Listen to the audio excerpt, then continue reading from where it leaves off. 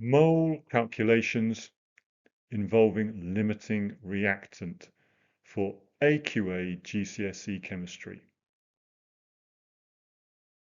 We will start with a review of mole ratio, reacting mole ratio, then review a mass change calculation before moving on to limiting reactant ideas. So let's just review reacting mole ratio. The reacting ratio in moles in a chemical reaction is fixed. That is, in a balanced chemical reaction equation, the 2 Mg plus 1 O2 goes to form 2 MgO, 2 magnesiums and 1 oxygen go to form 2 magnesium oxides. Can be thought of as stating that 2 moles of magnesium reacts completely to form 2 moles of magnesium oxide. This is a fixed ratio. 2 moles of magnesium will form 2 moles of magnesium oxide. 1 mole of magnesium would form 1 mole of magnesium oxide. Half a mole of magnesium would form half a mole of magnesium oxide, and so on. So if I show the incomplete statement for oxygen, what's the mole ratio between oxygen and magnesium oxide? Pause, speak it out or write it down, come back to check. Okay, so looking at the equation, 1 mole of oxygen will react to form 2 moles of magnesium oxide. So it's a fixed ratio. However many moles of oxygen we start with, we'll get twice that numbers of moles of magnesium oxide.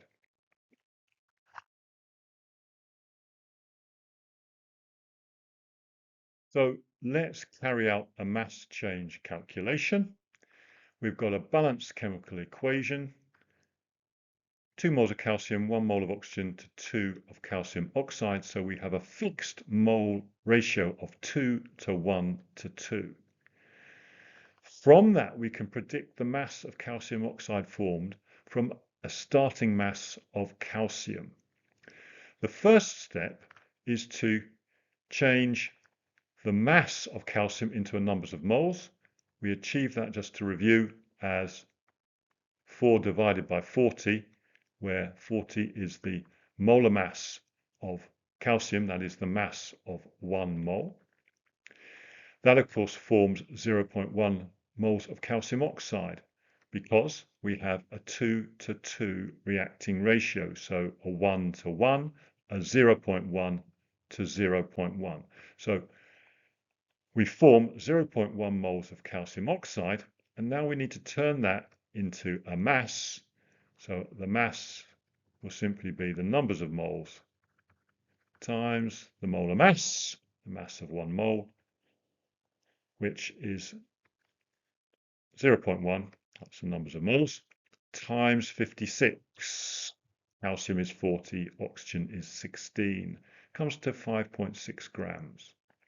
So 3-step process: turn the mass into numbers of moles, transfer the numbers of moles using the reacting mole ratio in the equation, and then convert the numbers of moles back into a mass by multiplying by the molar mass, or the mass of 1 mole. Problem number 2, what is the mass of calcium oxide formed starting with 0.16 grams of oxygen? Pause, complete the calculation, then come back to check and correct. Okay, so to reveal, we convert 0.16 grams into 0.005 moles of oxygen by dividing by 32. Each oxygen is 16, there's 2 oxygens, 32. Now we use the reacting mole ratio to predict that that would form, on complete reaction, 0.01 moles of calcium oxide. 1 mole of oxygen makes twice the moles of calcium oxide. 0.005 moles of oxygen makes twice that number of moles of calcium oxide. Then we calculate them, we multiply the moles of calcium oxide by the molar mass, the mass of 1 mole of calcium oxide, which we get from 40 and 16. makes 56. So 0.01 times 56, 0.56 grams. Now on to the point of the lesson, limiting reactant. In reactions involving more than one reactant, let's take sulfur and magnesium forming magnesium sulfide. One sulfur, one magnesium to one magnesium sulfide, a 1:1:1 reacting ratio. I can represent that pictorially with sulfur atoms, magnesium atoms, and then sulfur and magnesium ions. In any test tube reaction, we may have started with exactly reacting numbers of reactant particles. But what if the numbers of particles did not exactly match the reaction ratio? Let's imagine that we start with 4 magnesium atoms and 7 sulfur atoms. The reaction will stop when the particles of one of the reactants are consumed. How many units of magnesium sulfide could be made starting with 4 magnesiums and 7 sulfurs? Pause, think it through, come back to check when you are ready. Okay, so if we've only got 4 magnesiums, we can only have 4 units of magnesium sulfide. That is, 4 magnesiums will combine with 4 sulfurs. Well, that leaves 3 sulfurs uncombined. The amount of magnesium sulfide formed is limited by the number of magnesium particles, so we call magnesium the limiting reactant. We would refer to sulfur as being in excess, in that some unreacted sulfur remains at the end.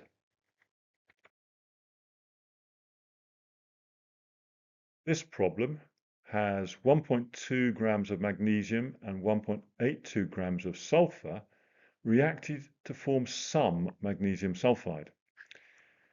The question is, identify the limiting reactant and calculate the mass of magnesium sulfide formed.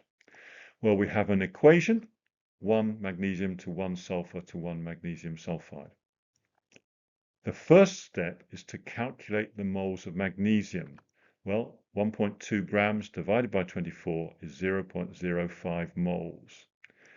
But how many moles of magnesium sulfide could be formed from 0.05 moles? Well, it's a 1:1 ratio, so that would be 0.05 moles of magnesium sulfide. Now we need to repeat that process for sulfur. 1.82 grams divided by 32 gives us 0.057 moles. That could form 0.057 moles of magnesium sulfide.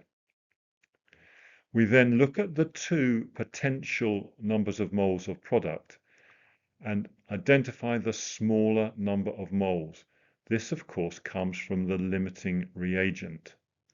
So the magnesium is the limiting reactant in that it could only form 0.05 moles, whereas the sulfur, if fully reacted, could form 0.057, a greater number of moles. So take the smaller numbers of moles as indicating the limiting reactant. So we then work out the mass of magnesium sulfide formed. Of course, we need to use the smaller number of moles. So numbers of moles times the molar mass of magnesium sulfide. Just to be clear, 24 for magnesium, 32 for sulfur comes to 56. So numbers of moles times the molar mass comes to 2.8 grams. So I'm going to set out the calculation method. Step 1, calculate the number of moles of each reactant. For each reactant, use that number of moles to predict the maximum moles of product formed, taking into account the reacting mole ratios. The smaller amount in moles of product gives the limiting reactant, and the moles of product formed. Using the smaller number of moles, calculate the mass of product formed. So I'd like you to attempt this problem. A mixture containing 2.3 grams of sodium is mixed with 3.2 grams of sulfur to form sodium sulfide, Na2S. Identify the limiting reactant and calculate the mass of sodium sulfide formed. Here's the balanced equation. Note there is a 2 to 1 to 1 ratio. 2 moles of sodium form 1 mole of sodium sulfide. 1 mole of sulfur forms 1 mole of sodium sulfide. That will be relevant in your calculation. Come up with the mass of sodium sulfide formed and through identifying the limiting reactant. Pause the lesson, complete the calculation, come back to check and correct when you are ready.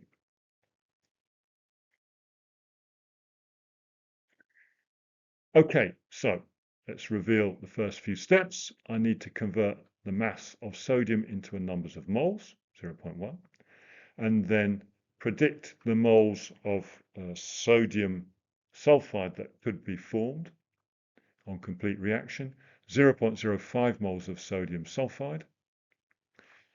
I then repeat that process for sulfur, again 0.1 moles.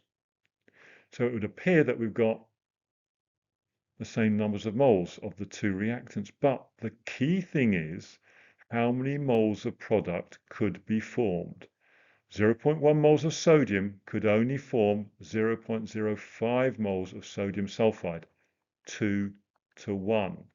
However, 0.1 moles of sulfur could form 0.1 moles of sodium sulfide. It's a 1 to 1 reacting ratio. So which is the smaller numbers of moles? The sodium sulfide coming from the sodium. So sodium is the limiting reactant. So it's the moles of product formed from the sodium that we use to calculate the mass of sodium sulfide formed. So numbers of moles of sodium sulfide times 78 equals 3.9 grams. Repeat the lesson if you think it's necessary. It's up to you. Try some textbook questions. Practice is crucial in this topic. Then go on to past paper questions, but make sure you have access to answers. If you feel you've learned some chemistry from watching this lesson, please like, please subscribe.